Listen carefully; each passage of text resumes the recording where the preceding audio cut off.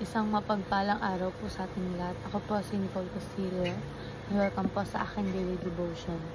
So, ang topic po natin ngayon is Will of God or permissive. So, permissive will. God's permissive will is His decisions to allow certain actions, including sin, without approving them morally. He permits human freedom and evil choices but overrules them to accomplish His greater good and sovereign purposes. Sovereign will. God's sovereign will is His absolute, unchangeable decree that determines everything that happens in creations and history. Nothing occurs outside His control or plan. Every event, good or evil, ultimately fulfills His divine purpose and glorifies His name.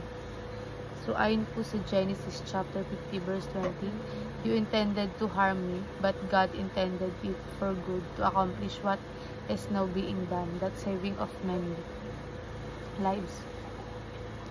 So ayon po sa ating katuruan, God respects human free will. So, si God nirespeto yung ating free will o kalayaan na pumili. So, hindi niya tayo pinipilit na gumawa ng tama. Kasi gusto niya na mahalin at sundin natin siya ng kusang loob. So, halimbawa pwede tayong pumili kung gagawa tayo ng mabuti o masama. Pero laging nandiyan si God para gabayan tayo. And God does not approve but only allows evil. So, hindi sinasang-ayon ni God ang kasamaan. Pero minsan, hinahayaan niya itong mangyari. Why? Kasi gusto niyang gamitin kahit ang masamang sitwasyon para magdala ng kabutihan o aral.